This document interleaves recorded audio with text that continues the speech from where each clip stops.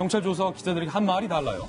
경찰은 접대성, 대가성 여부를 현재 조사하고 있고 김영란법 위반도 현재 살펴보고 있습니다. 김관섭 변호사님, 골프 치고 밥 먹고 티켓 선물 받고 이 비용 과연 누가 냈을까요? 그런데 지금 경찰을 소개받았다고 했잖아요. 근데 왜 경찰을 소개받을까요? 그건 이유가 여러 가지 있지만 근데 가장 중요한 부분은 일단 버닝썬과 관련된 부분에서 유착 관계를 유지해서 뭔가 보호를 받을 그런 의도라고 봅니다. 그런데 사실 골프와 관련해서 과연 같이 골프 치러 갔는데 그러면 예를 들어서 처음에 누가 골프를 치자고 했을까요? 뭐 누가 치자고 했던 간에 그런데 골프 치러 갔는데 경찰은 내 돈 내가 내고 그 다음에 사업가는 사업가 냈다. 그건 이해가 가지 않죠. 예. 누구가 봐도 그렇지 않을 거라고 생각을 해요. 그래서 이제 그 부분을 밝히는 것도 굉장히 중요하다고 보는데, 이게 사실 K-팝 공연 티켓을 말레이시아에 있는, 윤총경의 가족들에게 이제 전달했다는 거 아니에요? 아마 이 금액이 굉장히 클 겁니다. 그런데 이건 김영란법 범위를 넘어서 전형적인 이제 뇌물에 해당이 된다고 봅니다. 뇌물에 해당된다. 근데 지금 나오는 걸 보면, 승리나 유인석 대표, 같이 골프 쳤다, 밥 먹었다. 이거 물론 당연히 위법이고, 불법 행위죠. 그런데 이거 가지고 단지 경찰 유착이다 이걸로 마무리하면 절대 안 돼요. 왜 안 되냐면 더 중요한 것은 돈이 어떤 대가가 오갔을 것이다 이렇게 생각해 볼 수 있어요. 왜냐하면 버닝썬 관련해서 지금 대표적으로 나온 유착 관계가 미성년자 출입했는데 이걸 눈 감아줬다. 만약에 이것이 사실이라고 한다면 미성년자 출입으로 인해서 버닝썬이 받을 그런 영업정지랄지 그것은 굉장히 큰 거거든요. 그러면 이렇게까지 봐주고 힘을 써줬는데 그냥 골프나 치고 그 정도서 끝났을까? 저는 전혀 그렇지 않다고 봐요. 그래서 경찰이 지금 경찰과 유착되어 있는 현직 전직 경찰관을 수사하고 있는데 이게 단순히 친밀한 관계다 밥을 먹었다 이거 정도가 아니고 돈이 어떻게 오갔는지 이걸 반드시 밝혀서 국민들에게 알려줘야지 국민들 입장에서는 납득이 되지 단순히 그 정도 선에서 징계를 하고 그러면 전혀 납득이 안 될 겁니다.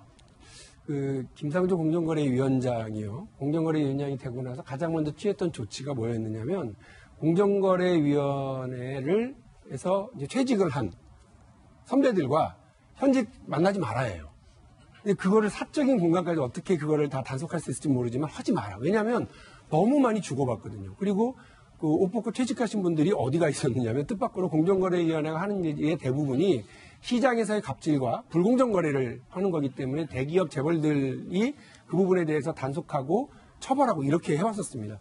그런데 오히려 역으로 현직에 있을 때는 그걸 단속해야 되는 입장이었던 분들이 그런 대기업 재벌 회사에 가서 후배들에게 현직에 있는 사람들에게 이러저러한 로비를 하고 있는 게 확인됐었기 때문에 그렇거든요.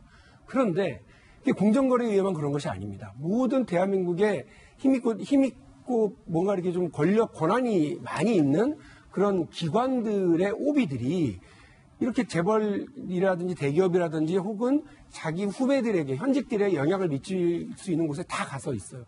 이번에도 또 지금 드러나고 있는 게 브로커가 한 명 드러나고 있는 것 아닙니까? 예. 그리고 제가 어제도 말씀을 드렸습니다만 또 다른 영화 베테랑에서도 회장이 내가 너에게 돈을 주는 이유는 경찰 출신 간부입니다.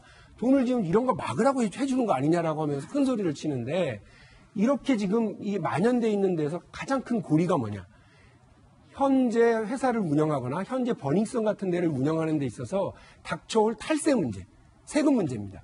그리고 지금 방금 김광선 변호사님 말씀하신 것처럼 그 버닝썬이라든지 혹은 회사를 운영하는 데 있어서 단속, 규제 이런 것들이 받았을 때 입게 될 금전적 피해, 재산상의 피해, 사업상의 피해 이런 것들을 미리 예방하기 위해서 이런 관계들을 맺거든요. 예. 따라서 아주 디테일하게 골프 쳤냐 안 쳤냐, 그다음 공연 티켓 받았냐 안 받았냐 이런 걸로 현혹되지 마세요, 여러분. 저는 거기가 오히려 더 의심스러워요. 그러니까 이 사건의 본류인 세금 문제, 사업상의 규제의 문제, 그래서 법과 질서, 규제, 규칙을 뛰어넘는 이런 잘못된 관계 문제, 로비의 적인 관계 이런 문제를 여러분 탈탈 털어내라고 어저께 대통령이 문제를 콕 찍어서 세 가지 사건을 얘기하신 거거든요. 그 사건의 본질로 다가서야지 곁가지, 자극적인 관심, 단톡방의 내용, 유명한 연예인들의 이런 뒷이야기 이런 걸로 가서는 안 된다라고 하는 생각입니다. 이거 좀 다른 질문인데 저는 이 사건을 접하면서 어제 오늘간에 윤총경이 유 사장과 박한별 씨와 같이 뭐 골프를 쳤다 뭐 이런 얘기가 나오면서 조금 궁금한 게 생겼어요.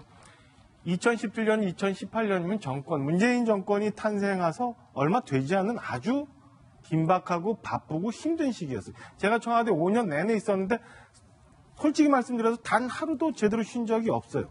근데 어떻게 민정수석실에 있는 사람들이 저렇게 골프를 치고 다닐 수 있었을까? 특감반원들도 골프 쳤잖아요. 특감반도 그때 나왔을 때 골프에 도대체 민정수석실 그 안에서는 어떤 일들이 있었기에 근무기간이 어떻게 됐길래 그 초기에 골프 치러 다니고 막 이런 일이 있었을까?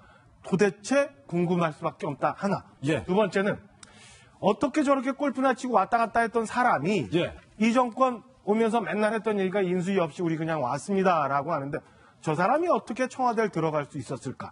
그럼 그 뒤에 누가 저 사람을 발탁을 했을까? 그리고 저 사람이 청와대 근무 끝나고 난 다음에 경찰청에 인사 담당관이라는 요직으로 갈 때 누가 봐줘서 골프나 치고 맨날 놀러 다니는 사람이 어떻게 저런 요직에 갈 수 있었을까? 그 뒤에는 그럼 검은 버닝썬에서 나온 그게 돈이 됐던 힘이 됐던 그런 힘들이 또다시 저 사람이 경찰청의 요직에 갈 수 있게끔 또 도와주고 그러면 청와대 민정수석실을 내 경찰관들을 불러내고 내보내고 하는 그 사이에도 또 연루되어 있는 건 아닌가 이런 의심을 할 수밖에 없는 상황입니다. 예. 철저하게 수사해야 됩니다. 이번 일로 청와대 민정수석실 산하에도 골프 금지령 내렸으면 좋겠어요. 사적 만남으로 인해서 골프 접대받는 일 못하게 금지령도 좀 내려서 기강을 제대로 서야 할 것 같다라는 지적도 많습니다.